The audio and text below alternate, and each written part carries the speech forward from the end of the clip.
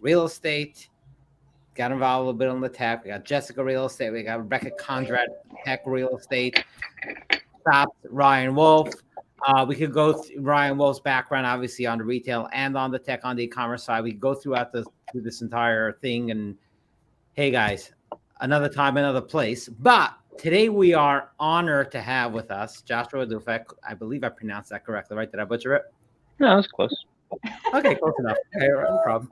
Yeah, I don't know. I want a steak. This type of steak, that is medium rare, overdone, doesn't make a difference. We got it close enough. Perfect.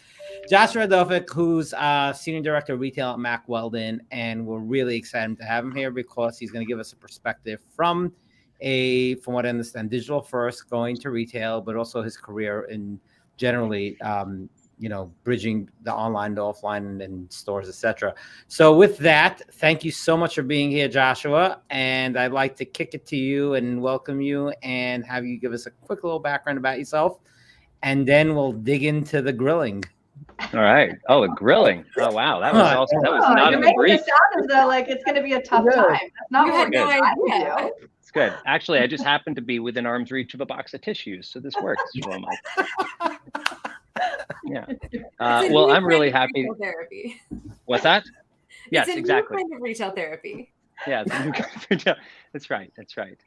So I'm happy to be here. I'm honored to be here. I'm Joshua Dufek. Again, close, to how you said it. And I work with Mack Weldon. I'm the Senior Director of Retail Performance over at Mack Weldon, which is a really fantastic company, a radical new approach to menswear with something we call the daily wear system. Check it out. Talk about it a little bit over the course of this podcast, just because it's relevant.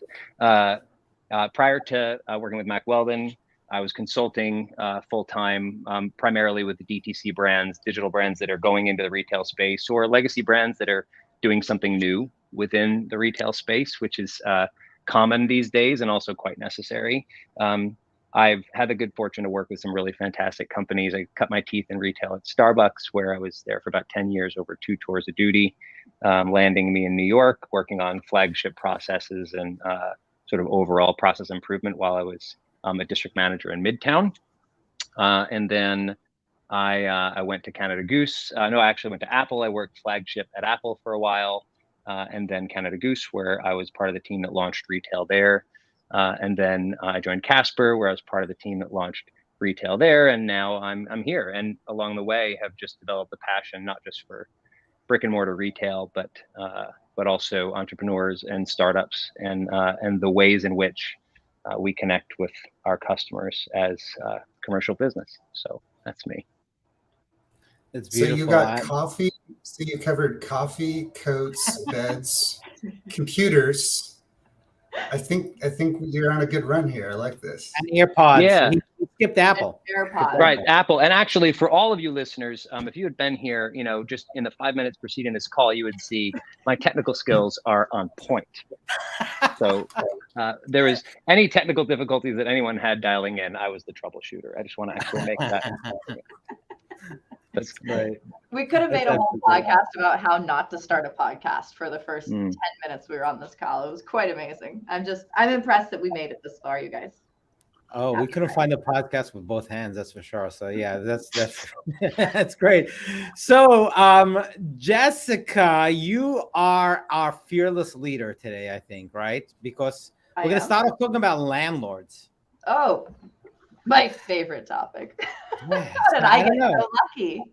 Yes, so Joshua, here's the thing. Like, we talk about the blend of digital and retail, the blend of innovation and stores, right? And we get side eye from people like, yeah, okay, whatever, because stores have their way of doing things, which is dependent on the real estate, and obviously, and retailers usually have retail departments and real estate departments that will deal with that. So they bridge the gap, right? But some up and coming brands, they don't necessarily have a real estate department. Rebecca becomes people's real estate departments on the fly, right? And a bunch of other things in addition, but just like to bridge the gap. And so I guess the question, Joshua, is like this, and we've had landlords on here too, but as someone who's worked with newish brands on an ongoing basis, right? Are there, let's say, the 3 things that the best landlords have in common? Like, is there Are there things that you look for, maybe pre-even stepping up to the plate with them, to doing a deal with them, and ongoing just, best practices that you've seen? And just understand you're talking to a bunch of people on the real estate side of things as well that I hope are taking notes. Yeah. It's a good question. Three things. I think there's something that's emerged, especially over the course of the past couple of years, as sort of the commercial landscape in general has changed. That there would have been evidence of it before, but it was a little harder to spot. I would call it flexibility or sort of innovation with lease structure. But really, what it comes down to is, if you were to use the adage of thinking inside or outside the box, landlords that are willing to or have already left the box behind. The nature of consumer business, whether it's digital or in person, has changed so drastically over the course of the past couple of years, and that's evident. And now more people are talking about it. More people know that, right? You don't have to be in this industry to know that it's changing, and yet it's been changing for a really long time, and long before anyone was asking about how landlords might restructure lease agreements in response to the headwinds a pandemic might cause, for instance. There was still significant change to the way that DTC brands were even able to go to retail based on mass flooding of the market, post just this really I would say extreme, but there was so many brands that had cropped up that had found success in the digital space. Going to retail just made sense for a lot of them, and the way in which landlords should restructure a deal for a company that's never been in retail before, it's different, right? And I think that there's a degree of flexibility required when a landlord's considering doing business with a brand that's never signed a lease. That's a first thing for so many people, and the terms may be the same, but the way you get there just has to be different. And so 500-page leases should be like 250 now, right? Well, I think there's, there at least should be a sense of recognition that you're going to be working with people that may not know it's in their best interest to hire someone to represent them, right? They may not know what they're reading, and that's not based on ignorance. It's just that our experience with leases primarily is residential, right, or contracts of that kind at all, and the rules don't apply, and so there are differences, right? And so the willingness to think outside the box, restructure, everything that might impose risk, I think, and then willing to think differently about risk and how brands respond to risk. I have thoughts about that, but I think that sense of willingness to leave the box behind, is something that I would say I highly respect in a landlord. Relationship matters. Anybody that has worked with me knows that that's something I believe strongly, and yet a relationship between landlord and tenant, whether it's residential or commercial, oftentimes it's fraught with sort of like anxiety, and I think that just taking the time to build a relationship matters. It also makes everything else easier. What else? Well, okay, so Josh, if I may, yeah, please. Along this same vein, because I think we both encounter a lot of the same things, even though I'm no longer in-house for a brand, and I know you did some consulting previously. I think oftentimes there is this, like, we become the translator between the landlord and then the brand, and then back to the landlord, and then back to the brand. And is there just like one thing that I really wish landlords understood X, and that would just make a world of difference for, some of these kind of these newer brands that are not used to the, as Shlomo says, 500-page lease documents and all of that?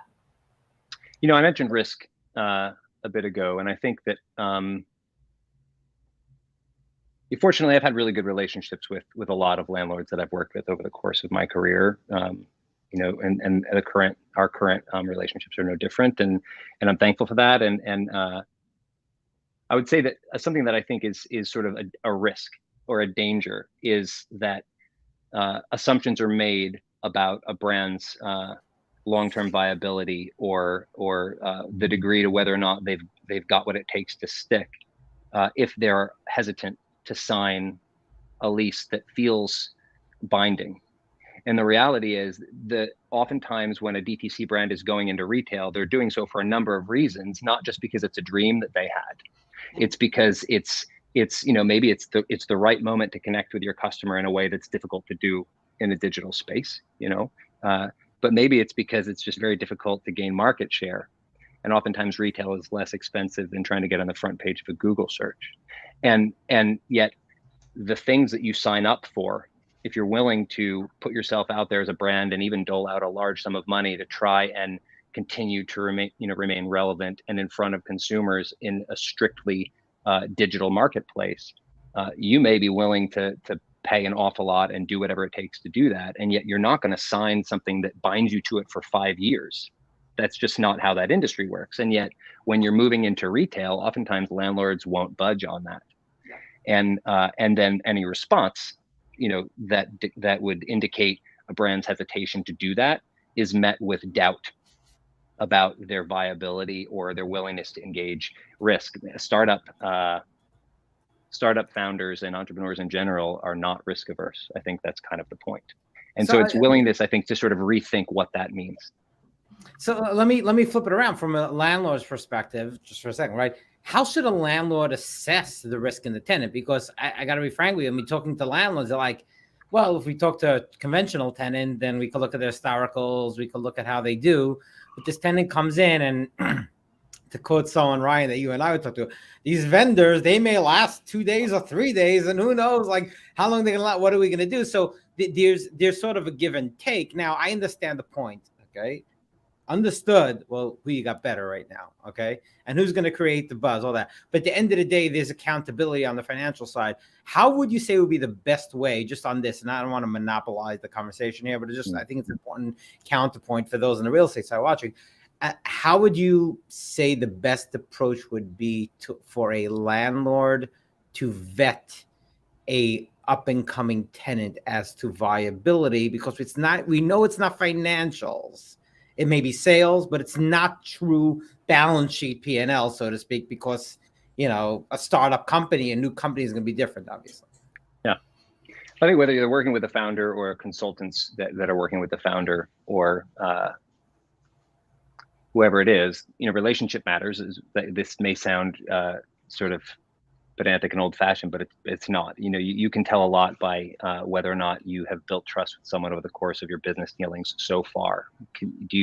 Has everything that they've said, turned out to be true? But also, I would get a sense of the degree to which they let data make their decisions. So that's one of the things that is often overlooked about DTC brands is that everything they do is rooted in data. And so, and that's not, I'm not saying that in data sort of got, there's a lot of people talk about data and the way in which we protect consumer data. But I'm talking about the large buckets. Heat mapping, for an example, is something that gives a DTC brand, it should, not just a sense of where their customers live, but where emerging markets may exist. And so if a landlord is trying to get a sense of the viability of the retail experiment, if you would, for a DTC brand that's going into retail for the first time, ask them, how is it that they're coming to the conclusion that this is the right decision for them? Because if you're approaching it as a landlord simply from the perspective of this is a potential candidate, they're at the top of my funnel, I'm going to do everything I can to get them to the bottom, and there's no checks and balances where you're asking questions that'll protect your own interests, while at the same time probably doing the brand a favor in the event that they've not asked themselves the right questions. Is now the right time for retail? Why now? Why here, right? How long am I willing to sign up for based on the projected business that I have within a particular DMA?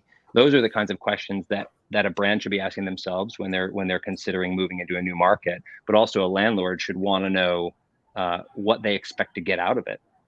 The other thing that I would say is, it's important in this process to simplify things as much as possible. And there are a lot of things that, new commercial tenants may not know that exist within lease agreements that will wind up biting them on the back end.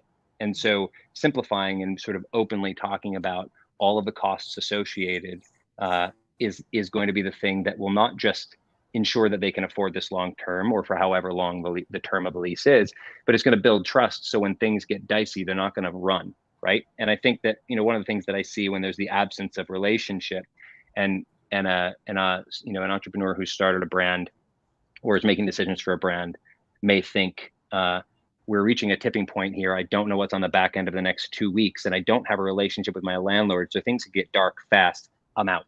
That's the sort of thing that may lead someone to walk before a lease is up. But if those discussions are had openly, like any relationship, at the beginning of the relationship, then the likelihood that someone's just going to pull the plug and leave in the middle of the night is a lot lower. Well, right. And I think what you're saying, and feel free to disagree with me if I'm not getting it, but I think what you're saying is, you know, both sides need to be willing to educate the other around what's important, right? And I don't actually think it takes that much effort, but a lot of times it's not happening just simply because the forethought isn't there from whether it's on the landlord side or frankly, often on the brand side too, to like say to the landlord, hey, here's how we think we need to stay asset light. This is what our board has directed us to do, or, you know, whatever. Or on the landlord side, that's like, hey, we need to mitigate risk. You're an unknown entity.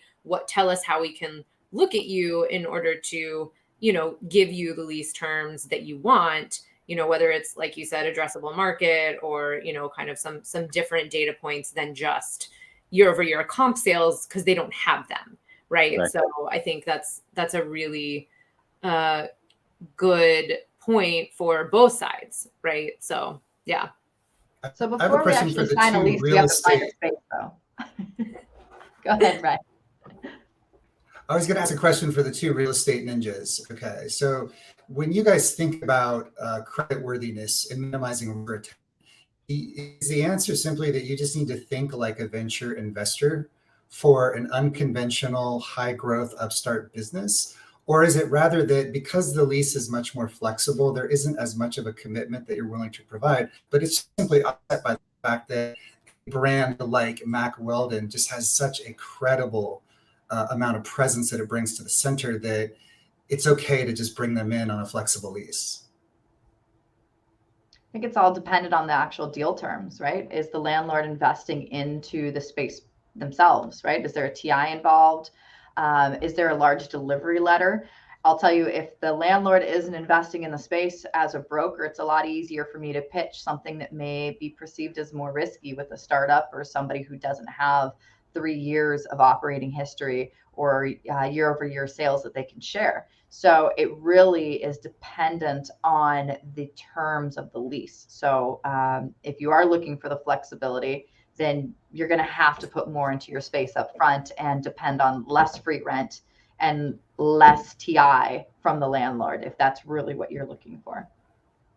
And I'll just add on to that. I mean, because of that, what Jessica's saying, and because you want to always upgrade your merchandising mix and your tenant mix, it's then beholden on the landlord to pre-plan ways to not have to pump a lot of money into spaces so that they can attract up-and-coming brands, even younger than Mack Weldon. Mack Weldon's already an accepted brand, right? But even younger than Mack Weldon to come into your shopping center to make it to enhance the merchandising mix. And it's not easy, right? Like, how do you like put little money into a space but still make it attractive to probably the most to a subset of retailers that are the most interested when it comes to their branding and how they come across to the consumer, right? It's not like if you go to CVS is less concerned about how the space looks than Mack Weldon is. They're concerned about sort of, you know, uniformity and things like that. But, you know, CVS doesn't care. But so therefore it's really difficult, but it's something you got to figure out. And that's how you sort of separate the wheat from the chaff with regards to the landlords, because these processes translate down to the sales process. Yeah. One thing that Rebecca said earlier, you know, with regard to education, sort of on both sides of the table, you know, one of the things that I think landlords can help brands along with regard to sort of ensuring that apples are apples and oranges are oranges, because I think oftentimes when a brand is going into retail for the first time, even if they're doing it strictly from a data-driven place, right? They know this is the right thing. They've figured out the costing, and they know that long-term, over the next 18 to 24 months, this is the right play. It may also be that there's understandable visions in their head of what retail is going to look like for their brand. And the reality is, to your point, Jessica, there are things you need to be willing to give up if flexibility is something that you need. But I referenced on my LinkedIn when I was talking about this, ahead of the call, that my sense is that we're poised for pretty significant growth and innovation in the retail space over the course of the next several years, and that's not just because we're coming out of the dark, so to speak, but because everybody is rethinking the way business and commerce are done right now. And what that should do is sort of shuffle up the way that we think we're supposed to look when we go to retail. For instance, how Mack Weldon thinks about the investment into a new space when we might be there knowing that we're signing a shorter term lease with intent to sort of then evaluate after a period of time and kind of look at longer terms after that. It's just simply good business to know that if I'm not going to get this investment out of the next 18 months of business, then it's just simply not the right way to open retail, right? And yet I've worked with clients who have spent $1 million on their first store, and that's very difficult to recoup on 1 year or 5, right? And so I think willingness to rethink how the brand shows up in like a flagship environment, in sort of a standard, run-of-the-mill retail environment, or something that could even be defined as a pop-up, but it doesn't look and feel like a pop-up. It's simply just built smart, right? Yeah. And so landlords can help tenants along with that by, taking them to different tenants they already have and giving them a sense of how the tenant invested in this space. Generally, what was the cost of the build out? What portion of it was shared? What portion of it was owned by the tenant? And then giving them a sense of how that might, work for their own brand. Is definitely wise, but also again may lead to sort of the long-term sustainability of the brand in the space. Yeah. To that note, because we've been talking about leases and all that, so let's go back a step here. How do you identify a site? Tell us something that may surprise us, that when you're out looking for sites, what is the surprising metric or skill set you may have that would make everybody go, really? When you're looking at a site, like, this site's going to work because? That's a good question. Well, one thing that may be just, I think, probably expected or common knowledge is competitors in the vicinity is not a bad thing. That's good. Yeah. Now, there's a difference. If you have sort of exclusive rights to coffee and you want to open a coffee shop, then another coffee shop on the corner is not necessarily a great idea. But if you sell jewelry and there are other jewelry stores in range, then what that's actually just going to do is bring more people to the area, and consumers should have choice. It's on you as a brand to create such a compelling experience and just a general value proposition that you make it worth their while to walk in the door. And yet your adjacencies matter. You rarely do you want to be the only person doing what you do in range of the space. So I actually look for competitors, right. And not going there to sort of like, be the new kid on the block that's coming to upset everyone's apple cart, recognizing you can create a much more compelling consumer experience if they're shopping for something and they don't have to go far. Yeah. Because then the duration of time between when they visited you and when they may circle back to make a final decision doesn't have to be days, it can be hours. Yeah, you've got a captive audience at that point.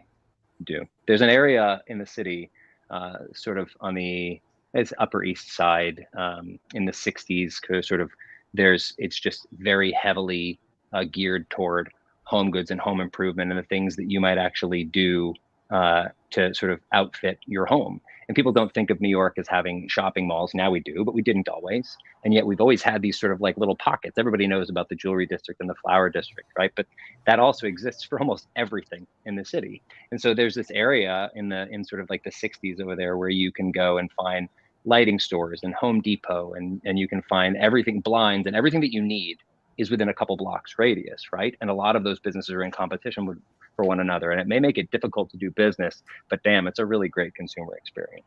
Yeah. Absolutely. So that's one thing that I would say is that matters, right? Is who are your adjacencies, but also what are you thinking about, with regard to your neighbors? So along way, just is there ever a scenario where, I don't want to talk on a blanket in the future, but generally, if you were to work for a specific brand like a Mack Weldon, would you insist on an exclusive, or would you say our products are that different, right? So a coffee shop, obviously, one coffee, another coffee. Some people like Starbucks, some people like Dunkin' Donuts, Diet Coke, Pepsi, right? You got that CVS, Walgreens, right? It's commodities to a certain extent. But when you have a fashion, right? Would you, does the concept of exclusives fall out the window, or is there still a place for it? I mean, exclusivity is a really strong word. I actually think personally it should apply in some settings. The coffee shop is a good example, actually, because of how much you rely on daily business. I think there's a distinction there. How much of your revenue is driven by the customer that comes 3 to 5 times a week versus it's an event, right? So if you have the sort of business that really does rely on regular business, then I would look at exclusivity in the contract. But if you are someone else that's just sort of in the fray, now granted, if there's like a direct competitor where it is obviously sort of like a like for like, maybe, depending honestly on the brand's sense of their own strength position. Okay, if you're Lululemon, do you care that Fabletics opens next door to you, or do you feel that your product is going to speak for itself, right? This is an example, right? That's what I'm trying to understand. Yeah, but I think that's actually, honestly, and this is not a dodging of the question, I'm going to dive deeper. I think that it matters. That is a case by case scenario based on where the brand's at, what does their pipeline of product look like, what does their marketing strategy look like, are they ready to take on someone else in the ring, or is now not a good time? Because even some of the great fighters knew that now's not a good time to get in the ring. Not, using boxing references because I'm a big sports guy. Also, someone's trying to get into my apartment. Apologies for that. However, it's a matter of like, not just is this the right decision brand wise, but timeliness has to factor in there. Are we ready to go toe to toe with Lululemon, right? Or maybe Lululemon knows about something that's happening behind closed doors that sort of puts them at risk because their product pipeline is a little thin over the course of the next 18 months and they can't afford direct competition. So there's a lot of factors that go into that, Shlomo. I don't think that it's a simple yes or no. Well, and I think, Shlomo, the other thing to consider is Athleta actually a direct competitor of Lululemon? Do they have the same customer? I think in some instances, yes, but like Josh is saying, there are very nuanced, things that you can look at here. Whereas like, what are your demographics in a specific market that you're looking at going into? Mm-hmm. And in that market, you may want to be, if you're Lulu, you may want to be next to Athleta because you're going to grab all of the aspirational customers that are trying to kind of move a little bit upstream. Whereas in another situation, you may not want to be because you're afraid they're going to pull business from you. So, I think that it's more nuanced than like a blanket, yes, I want to be next to competitors. No, I never, ever want to be next to competitors, right? So, and then like what define competitor, Yeah.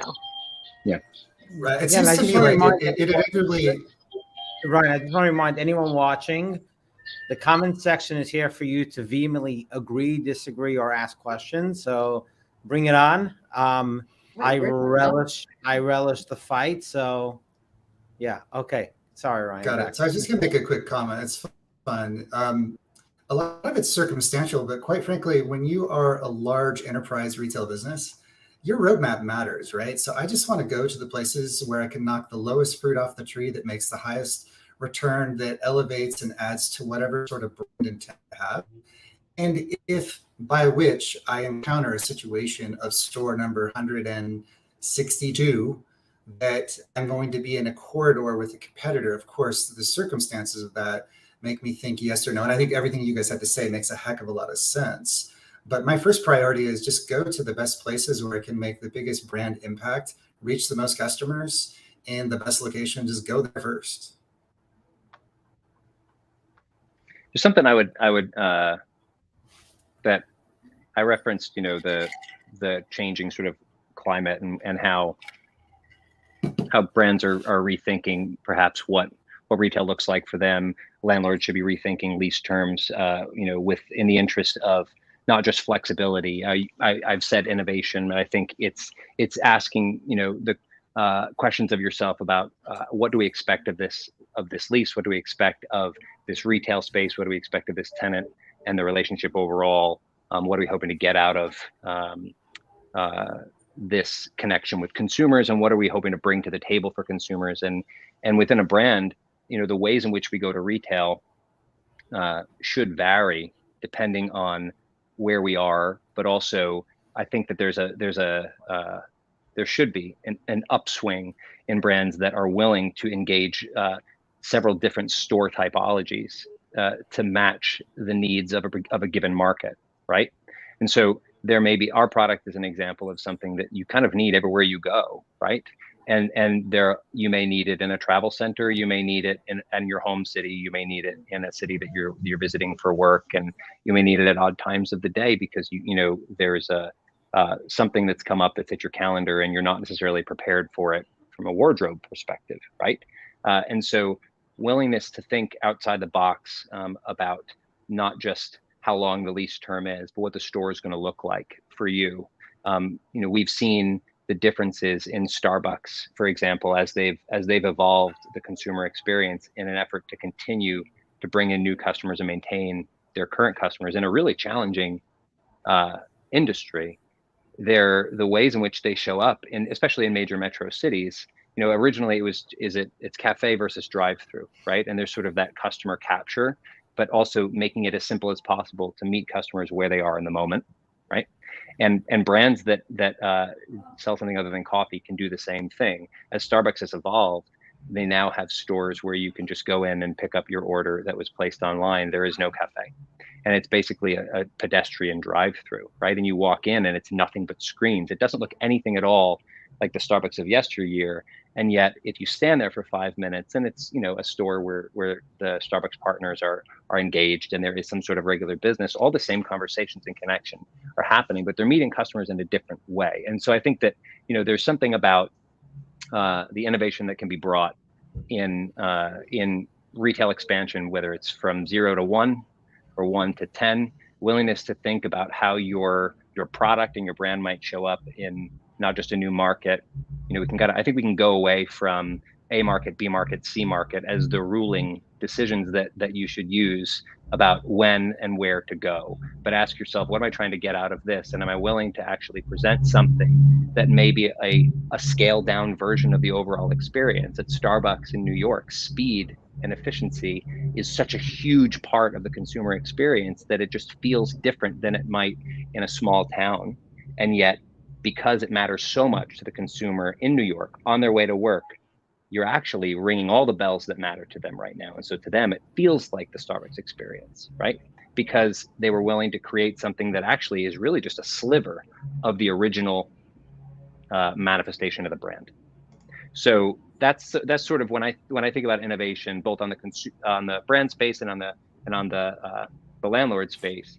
It's not just around lease terms, and it's not just around location, whether it's sort of like a major metro market or not, but it's also there's some really interesting things you can do with regard to store typology that I think it's timely.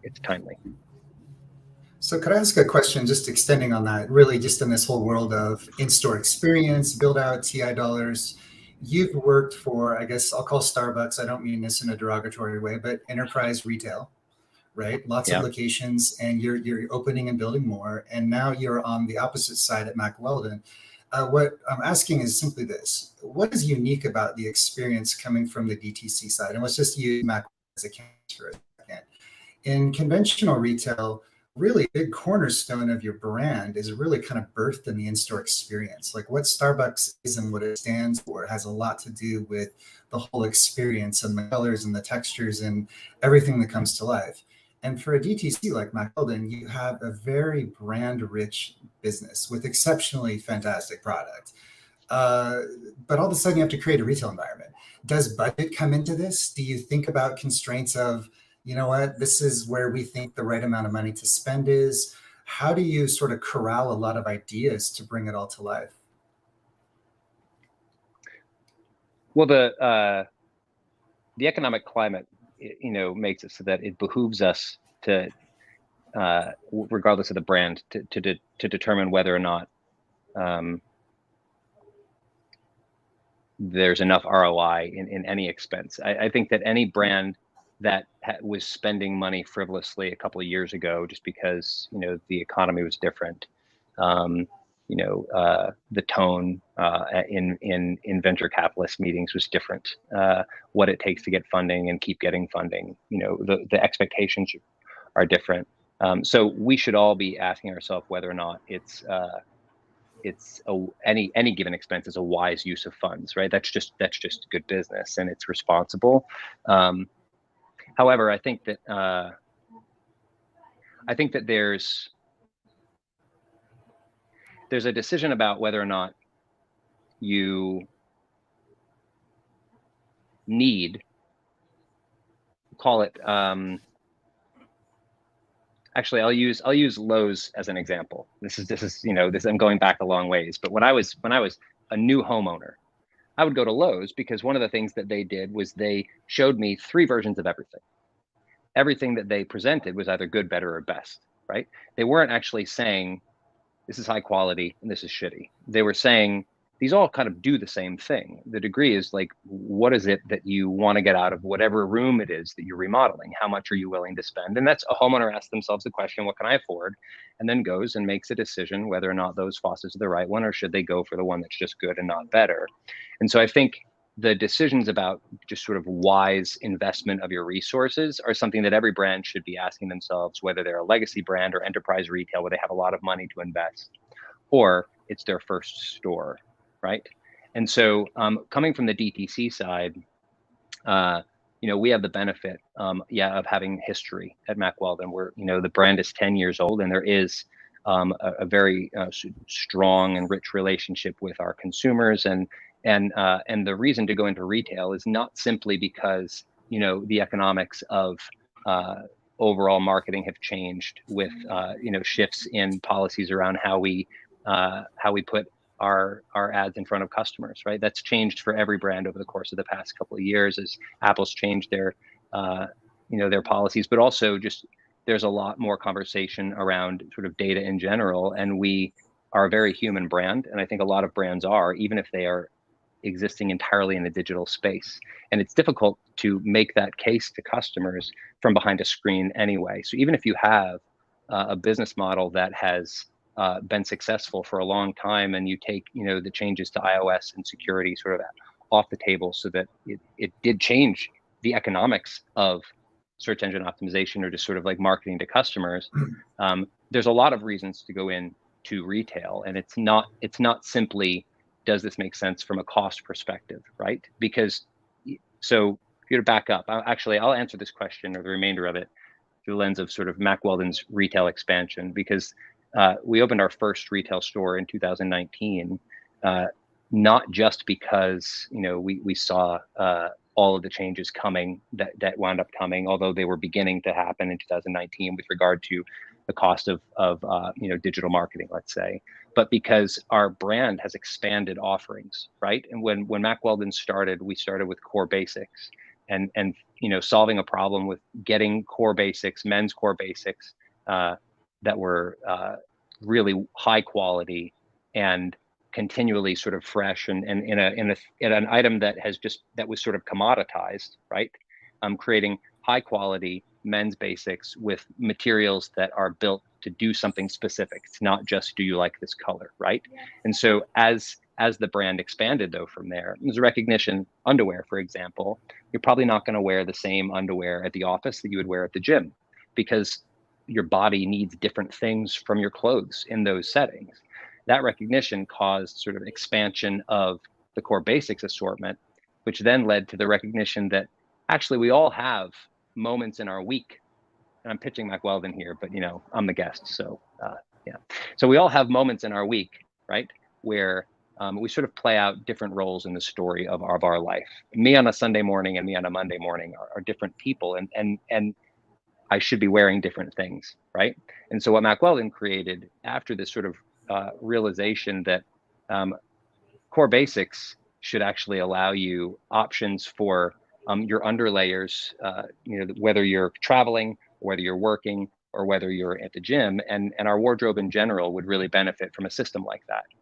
So we created the daily wear system, or the Mack Weldon team did, and retail for us gives us a way to explain that to customers in person. And so as we've expanded our offerings and customers realize that we have more to offer than just underwear, which maybe they've been an underwear customer of Mack Weldon for years, but they didn't realize that we had some really fantastic other layers. This is a silver piqué polo that actually has antimicrobial fibers woven into it, so it never smells. That's pretty amazing. And yet, if you were in a store and touching that and feeling it, that's a different experience than doing it online. And so oftentimes when a brand goes to retail, ask yourself if this is the right time, because it's cheaper to open a physical space than it is to get on the front page of a Google search, often the case. But also ask yourself, what's happening right now within my brand that would benefit from human interaction? And so Casper went to retail at the time that they were expanding the mattress assortment from the original Casper mattress to add on more, right? And so when they added on a higher price point mattress, it's easier to actually get that in front of customers if you can drop it in pop-ups all over the country and then test the market and see, how is this actually doing? So that's a really long answer to your question, Ryan, but the real gist there is there's a lot of reasons why you might go into retail, and money's one of them, right? But oftentimes it's what else is it that you're about to offer that would benefit from in-person interaction? Yes, I mean, you had a lot of good insights there. One thing that really grabbed my attention was simply that there is a shift in mindset from resources to resourcefulness. That just because we're doing it, we are thinking about the most crafty, resourceful way to do whatever kind of magic that we need to do. So you mentioned Casper, which I think is a perfect segue to the fact that I'm just announcing I am leaving my job. I am quitting and I'm becoming a sleeper. I don't know if you guys heard about this, but they're going to be hiring people to sleep in a store all day. Think of, Sleeping Beauty. Are you serious? Really, that's what I saw. Oh, you'll be perfect. I know. Was it on the Onion? I don't know. Art behind me. Like, seriously? You don't even sleep. This is like a known fact. You don't sleep. Yeah, it's like, hold on, what are you get an email? We all know this is not a lie now, because Shlomo's if I get an email, is it against my terms of employment? I don't know. But actually, Joshua, I actually have a question, and it doesn't relate necessarily specific to Mack Weldon, just generally dealing with online and offline brands, right? So I find myself often in front of people on the real estate side advocating for integration of online and offline, right? And often it will be a financial investor who goes, offline, you see the boxes my wife gets every day. There's no way. Offline doesn't make sense. Right? And my comment to them in return, which has no basis in fact, it's just my opinion.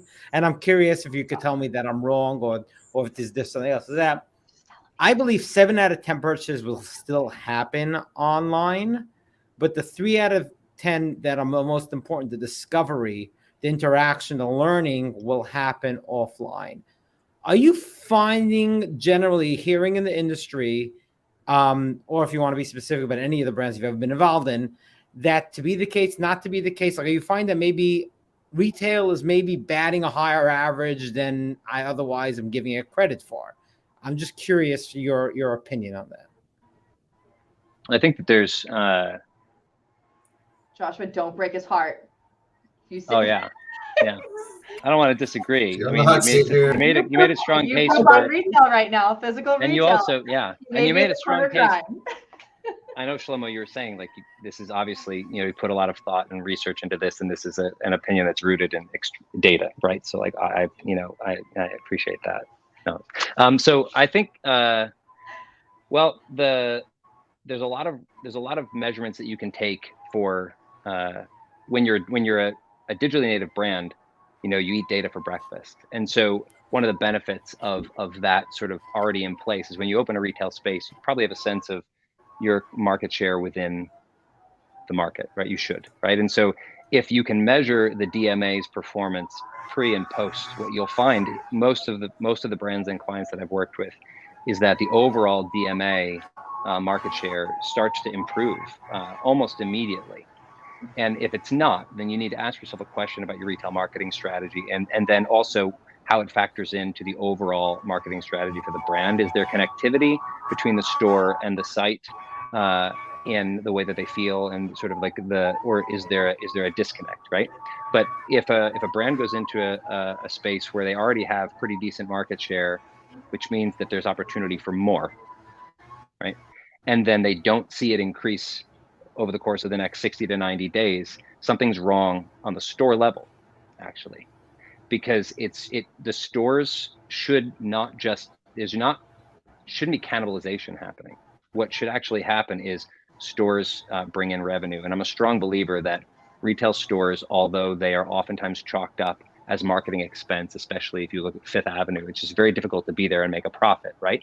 And yet, I think retail stores should be profitable, and they should be profitable freaking fast. So if you take that into consideration and you think this is not just about a market play to try and get more customers into the brand, but it is also a viable revenue stream, and it increases our overall presence within the DMA because there is sort of that brand awareness piece that you're talking about. I don't think it's an either or, right? And so I think that a brand should be able to go into a market where they're already strong and then see both the revenue division grow as well as their overall capture of the market on the e-com side grow.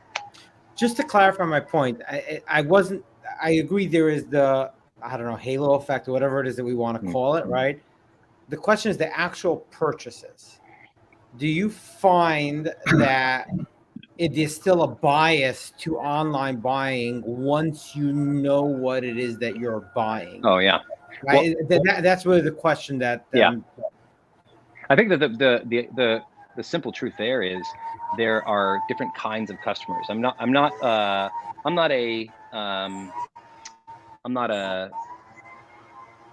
don't think it's beneficial to put customers into like rigid profiles and buckets, right? And yet you could, if you're painting in broad brush strokes, there is a large segment of the population that chooses to make their purchase online, right? And they don't ever really need to interact with people as part of the research process. And others actually they're decidedly analog. And the fact is, if your customer, and maybe it has something to do with the product, right? But your customer, that particular, there's going to be a pretty large segment of the demographic that you don't have them on your radar because they don't really buy online. And the fact is, retail's not going away, if only for that reason. And so there's you reap the benefit of capturing those customers when you open a retail space, and that is an unknown entity until you open, right? And so, which is why you should look at the halo effect. To what degree is your business actually not cannibalizing the e-com space? Because it may be that you're capturing the customer that simply just wouldn't have converted at all. So you're basically taking some of the online buyers' shopping trips and converting them to retail, but you're also taking the people that would not necessarily find you online and giving them a way to further their analog approach of things going forward. Really interesting. Yeah. Very interesting. Yeah. It also sounds like you're building brand loyalty at the same point when somebody's had the chance to be in a store. So you've got that going for you as well. Absolutely. There's a face there, and I referenced Mack Weldon as a human brand because the problems that we're solving with the daily wear system are human problems, right? Yeah. And so we're making it easy to remember, like me on a Sunday morning is the easy goer and me on a Monday is the operator, and our marketing supports that, right? And so the stories within that you can kind of convey in a retail space, yeah, it connects people emotionally to the brand at all, but it also sort of helps you firm up your marketing strategy.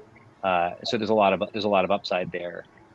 We've got some underwear at Mack Weldon that they sell really, really well, but they sell better in retail because when you touch them, you understand something that's just difficult to understand with your eyes alone. And so, you know, they're a strong performer on the site, but they're the #1 performer in store because the moment you touch them, you understand something that you just wouldn't have otherwise. I'm just so happy that you're such a thoughtful speaker that we will definitely be able to keep Shlomo's ego going for a little while, because you hit to his thesis of retail. So thank you. Good. Yeah, good. but I didn't have a rant today. My heart. We will be able to rant. Shlomo. I didn't have a rant today. There's really a problem. There's nothing to rant about. There was really not a rant. Your performance. I really am. Is this like a new Shlomo? A whole new Shlomo? Just no rants, no. Wow. I'm honored to be associated with the new leaf. Maybe I'm a good influence. See, you know I'm what just I on think? my meds today. That's it. You made Or it's some possible. sense, and that it's you possible believe also- stores to be profitable. And so Shlomo had nowhere to Oh, yeah. go with that. He's like, wait a minute. He also believes stores should be profitable? That's It's also possible Shlomo didn't rant because I talk a lot. Nah, no one talks more than me, and no one could prevent a good rant, to be very frank with you. And I won't ask you, like, we won't get into like really sensitive topics like, does e-commerce deserve to exist as a standalone entity, or Shopify as a company? If DTCs can't survive, how does Shopify survive as a? We won't go there because we really don't want to piss the rest of the world. Well, I don't mind, but we don't want to put you in a position of it. So with that, like, just so you know, I'm on my meds today. Thank you. That's what, we're not going to compromise you, is what he said. We're going to let you continue to be a civilian in the world. Thank you. Yeah, Jessica, you have us. What is it? Swarovski. What is it called? The crystal company. What is it called? Yeah. How do you pronounce it? Yes. Oh, I got it right. Okay, interesting. Okay, go. Jessica's got a collection of those, and I do. They're all from CoStar, though, so I'm not sure they're worth anything. Oh, wow, that flex. Throw in the shade. It took me a second. No, It's like paying for your own award. It's like, really? Come on, CoStar. Yeah, So we won't CoStar go gives to that awards for top compromising brokers. people. Yeah. CoStar gives that awards for top I'm brokers. about to get a and cease and essentially desist. just flex that she's got a bunch of them. That's it. Okay. Yeah. For the record. All righty. Jessica, you wanna wrap this up with your Okay. go-to? Well, I have one last question here, and this kind of hits to the real estate side of things before we get to the crystal ball predictions. So please have your crystal ball predictions ready. But Joshua, before we leave, I would like to know, what is the cheapest and most expensive lessons you've learned when opening stores? All right. Most expensive, and I wouldn't say that this is, if I were to look at a history of my decisions, the bad ones, I'm sure that I've made worse that cost us a lot more. I was new to New York. I was working for Starbucks, and we were opening our first global flagship. Starbucks was, and that was my project. And so I'd worked for Starbucks for 6 years, but never in the New York market. And I was a district manager at the time, and I had full responsibility to sort of get the store off the ground. And I wasn't really plugged into just sort of the engine that is how Starbucks operates in a major metro market versus the autonomy and responsibility you have on you as a leader in a smaller market, where you might be the generalist that owns everything in Omaha. But if you're in New York, you're a small piece of a larger puzzle, and there's a lot of people that are sort of working. And there's a lot of work that had gone into this particular flagship project before I actually came to New York to take over and run it. And I had this tendency to sort of, at the time, I was young in my career, it was easier for me to just sort of like ingest problems and solve them on my own. And I didn't want to talk about them openly because I thought I can just solve it and I'll avoid an awkward conversation, And I also felt like everything was my responsibility, when oftentimes, in order for a brand to be really successful, you need to have a culture that both creates and supports strong, ongoing cross-functional collaboration. And that's something that is challenging oftentimes for startups because they started with just 2 or 3 of them. And as they grow, the willingness to sort of like let go of things and recognize that you need to bring partners along, that's something that sometimes is difficult, And so early person shook their head when you said that. It was so funny across the board. Everybody's like, "Oh yeah, I know that problem." Yeah, but it's, you know, it's rooted in love of the thing that they've built, you know. And so I think that, you know, if you recognize that uh, you could cost yourself a lot of money if you don't take partnership, because you might actually be sort of redoing work. You know, or maybe your one-dimensional perspective of it just really falls short. And so I learned that lesson sort of painfully and expensively by, I was in a market, you know, in New York. If you don't know where there's a Starbucks and you want to know, you can look over the shoulder of someone holding a Starbucks cup, and there's probably one behind them, right? And so that's the market that I was moving to. But I was new here, and also I was used to doing everything myself. So I thought that when we were closing a store for renovation, and I thought that we needed to really ensure that customers knew where other Starbucks were. You know, and again, it's Manhattan; they're everywhere. And so I spent an awful lot on what was really a grassroots marketing campaign in the middle of Manhattan. And then learned that I did not need to spend anything, because there was obviously strong planning that had gone into it from our marketing team. Customers knew where other Starbucks were going to be. There was huge maps on the windows of the store that were closed, pointing people in the direction of where the nearest Starbucks was. But I had, you know, I had designed and paid for a very expensive print job. So that was unnecessary. And it's also the first time I ever heard my boss use the F word. So it was a really good lesson for me. And she wasn't directing it at me; it was under her breath. But you know, she earned my respect with that. So I think it might have been directed at you, by the way, no matter that. I mean, well, she wasn't like making eye contact with me when she said it. So that was, you know, that was my very expensive lesson. The lesson was not, you know, like find someone who, you know, can solve this problem better than you. It was simply be open about problems and take partners and collaborate, because you might save yourself an awful lot of work. Honestly, one of the cheapest lessons I've learned, I had this. It was at Canada Goose, and I had led the team that opened the first store here in New York, and we were brand new to retail. It was just a very busy business, and I had a lot on my plate, and I had an employee there, and I had someone walk in for an interview, and I asked one of my team if they could give this candidate a tour of the store, and they did, and it was at the time I was making that decision really because I just needed 5 minutes, you know. But then afterward, what I did was I pulled that employee in, and then I grabbed the manager that had interviewed the candidate, and I had interviewed the candidate, and each one of us had equal say. And if we weren't unanimous, we weren't hiring. And the employee that you know, that did that with us was surprised that she had a voice. But, you know, I've always worked for brands where we all have a voice and it matters. And so I've had the good fortune of working for brands where people matter. And so I carried that habit forward. And every team I've ever led, when given the chance, I'll have a candidate meet the leaders that they're there to meet, and then someone that would be a peer in the context of just, you know, a walk around the business or a day in the life or a cup of coffee, but it feels like dialogue. And then that peer has, and their vote has an equal weight. What it did, excuse me,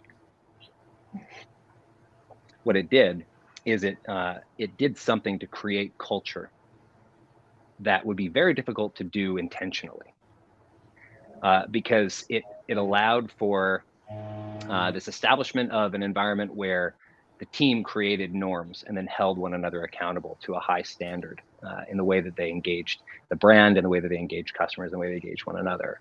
And that's something that I've never let go of. That's really cool. I like that both of those were actually examples of even leadership within any industry that's so applicable, not just in real estate, not just in running teams, but I mean, you're just talking overall leadership foundation and culturally how to make your company better. And that was, I think, what you're talking about are things that maybe were not touched on in decades past, because it was just, you walk into the behemoth machine. And as we're seeing companies change culturally, it's because of these simple, thoughtful ideas and the way they present ends up in your culture. So very cool. Cool. Both sides of it. Sorry that you got cussed out under your breath. I mean, I'm never not. happened to me before. No. Oh, exactly. That's not a big deal. It happens to me daily. Come on. Yeah, On I the- mean, on that the was day a long time Are ago. you kidding me? Yeah, I don't know who's worse, those who work with me or my children, but somebody's yelling at me under my breath constantly. And they do make eye contact too, which is also very scary. Yeah. It's questionable. Okay, we ready? This is my I get everybody stoked for this. This is Lightning the round, crystal ball. Jess. Lightning round. Crystal ball, lightning round, crystal ball predictions. This can be a generalized prediction of what's going on in the retail world. This can be something that is more touching on e-commerce. It can even be more of what's happening overall in the economy and how it may affect retail in the future. But we're looking for the hot predictions of retail going into 2023. How about that? All right, everybody gets to go. Everybody, Well, Josh, we want to keep you and for the last because you're gonna, you give You us have to go last. spot. yeah. Yeah, good. I'd rather go last. So We're yes. gonna make Shlomo go first. Okay, well, Sloan will go first. I think there's going to be a bifurcation between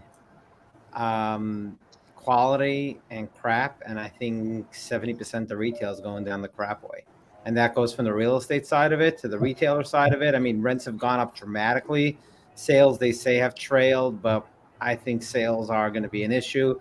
As of right now, retailers that were planning to open in the next couple of years, the next year or so, have put that stuff on hold, and mostly has to do with some headwinds in the industry right now. But I think it's really going to be bigger. I think people are betting on a bigger comeback, and I think the challenges is an issue. For example, let's just take the overstock of items, right? That may be just one specific mistake, but these mistakes have consequences. These mistakes, they tumble and they add on. So now I have overstock of products. So I was just watching Simeon Siegel the other day talking about how like Traeger decided to cut their production so they could let stuff in the store cycle through. Well, when you cut your production, you cut capacity, you cut things ripple. And then when you cut production as well, and you're not coming out with new products, that also puts you not top of mind. So that's just internally, but I think generally we're going to have issues. I think you expect mall owners to have issues, shopping center owners to have issues, and we're going to have on the finance market that I'm involved in a day-to-day basis restructuring debt for people. I think those challenges are here already. And I think the way to make money moving forward in retail is to either be best in class or to be a turnaround artist. So that's my crystal ball. That was deep. Cutting deep today, Shlomo. You saved your best for last. Wow. These meds are doing something to me. Yeah. Ryan. Well, on a less draconian front, I want to introduce you to. This is my crystal ball. It has a little fish inside of it. We have a crystal ball. I call it. So this is Bubbles, by the way. And this is legit crystal, by the way. This is from an island off of Venice called Murano in Italy. So Bubbles is here to assist me in predicting. Can we get like a good close up? There's Bubbles. Look at that. Oh My Hey, love. I know. I know. Bubbles is like 24 years old, and I'm not going to age myself. But anyway. That reminds me of the fish from American Dad, the guy that's always talking. Yeah, I feel like there he is. Look at that. But he's happy, it's like a taxidermy of fish, and I'm not into that kind of thing. Would you look at It's that? weird in general. But on a serious note, we talked a little bit about this, but all of the challenges that I think I'll call them challenger brands, up and coming DTC brands have of jumping through hurdles. I know, Joshua, you deal with this day today. Rebecca, you are the conduit to deal with all the chaos of leases, and from the idea of seed to harvest, the intent of I want to open a store to the time that I actually open the store, that process is going to get infinitely more efficient. I actually genuinely believe technology is going to be a very big catalyst. I think there's definitely an interest for making it easier for brands that don't have billions of dollars on their balance sheet to open stores. And really the game here is retail is to solve a lot of the merchant problem, which is the most interesting, exciting brands that don't otherwise have a presence in retail will have one, and that process is going to become easier. Ooh, Ryan, I love your prediction. Love it. Thank you.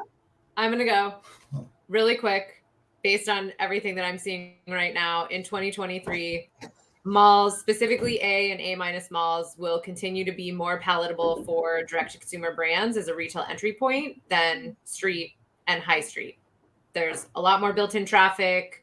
The landlords are willing to give more on the leases. It's going to continue to happen. And even products that you didn't expect to go into malls, I predict, will go into malls. So the Flowbee's coming. You're calling. Still coming.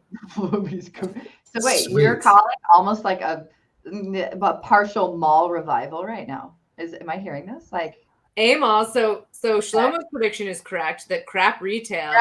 Yeah. We all know. We all know those guys. Yeah. Mm-hmm. Best malls in the country with their like built-in traffic and adjacencies will continue to be hot to try for D2C brands. Yeah. All right. Well, I'm kind of in line with like what's happening between this. I can never get these things figured out. We're all backwards. Should I move you around to make it easier? I'm kind of between Ryan and Rebecca right now. So, and I also kind of agree with Shlomo. So as we go into 2023, I think we're going to see the landlords who are truly risk adverse become harder to make deals with. And they are going to go with your traditional retailers on traditional formats because they're risk adverse and they're too worried about what's happening around them. Or they have lenders breathing down their neck that don't understand flexibility within leasing. So I think that we're going to see the spread between flexible landlords and non-flexible landlords really start to, that gap's going to get wider and wider. And those who are in a position to be able to invest in tenants and be more flexible are going to really change the way physical retail is looked at, shopped, foot trafficked, and everything else. So I think that we're at a pretty big crossroads in 2023 with how physical retail is going to respond to consumers based upon landlords' risk adversity. Interesting. Okay, Joshua. I didn't bring Crystal, and I don't have a fish. So I'm grateful actually just for a seat at the table because those things I didn't realize they were prerequisites. I don't know that I disagree with anything that you guys have said. I think that Shlomo,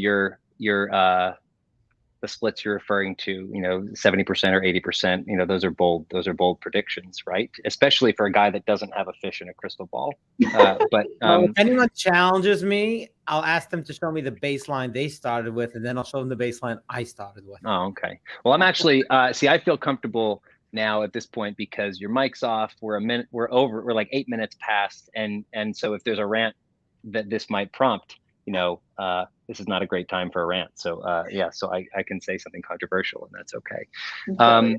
So I actually think that there's going to be a more significant share, if you look at the overall retail landscape, of what we traditionally would refer to as pop-ups, because I think that there's on the landlord side and on the tenant side just a lot more willingness to consider non-traditional formats. And whether you are a legacy brand or an enterprise brand that's sitting on an awful lot of product that you're having difficult liquidating through your existing retail stores because of, either poor decision making on buys that were made a long time ago, or you just got them out of the Suez Canal. There's a lot of different reasons why you might be sitting on a lot of product, but the ways in which retailers are liquidating those things that'll weigh in on what I think is going to be a pretty significant increase in brands that are signing short-term leases and landlords that are willing to do it, whether it be on a high street store or in a shopping mall. And in the past, we all know, brands like the Spirit of Halloween is traditionally sort of they're a classic pop-up brand that really doesn't have permanent locations. You might see more of that. But you also might see more, sort of a rise in brands like Leap, where they actually are able to go in and represent a large number of brands that are trying to go into retail negotiating, sort of on a broader scale, and basically serve the purpose of what a brand may have been able to do in the past, and say, I'm willing to sign up for 20 stores over the course of this duration of time, and then that improves their lease terms. Brands like Leap are able to come in representing a bunch of small DTC brands, and then if you walk down Bleecker Street in the Village, it feels like every other door is a Leap door. And if you're not familiar, Leap is a brand that actually just helps DTC brands go to retail, sort of one-off, where they actually will open and operate, right, on the behalf of the consumer. That's not on the behalf of the brand. That is not right for every brand, but for some it may be. And so I think that we'll see more brands like Leap that are actually coming to sort of, whether it's small bespoke consultancies like Recon Retail, where they can actually come and write customer strategy for you, or also do so much more, up to and including running your retail business, or brands that are very large and well-funded like Leap are going to do it, on a larger scale. I think that is going to enable more short-term leases than we've seen in the past, and we might not even know that they're short-term leases when we walk in, because I agree with Ryan, the opening process and the duration of time that between ideation and actualization is going to be much shorter, because of efficiencies that are built in order to survive. Love it. Beautiful. Well, thank you. I Been really wonderful. appreciate it. Yeah, this is great. This was really, really great. And you talk a lot. No one speaks more than me. So please, that's my crown still. You can wait in line. We'll get to it. Okay. But that being said, thank you so much for joining us. And thank you to all our viewers and everyone that participated. You could find us at retales.io.com, re-tales.io.com. If you're not sure what I just said, just look in the corner of the screen. You got it right there. And follow us on all the social media platforms and send us hate mail. Thank you and have a good one. Thanks, everyone. Thanks, guys. So,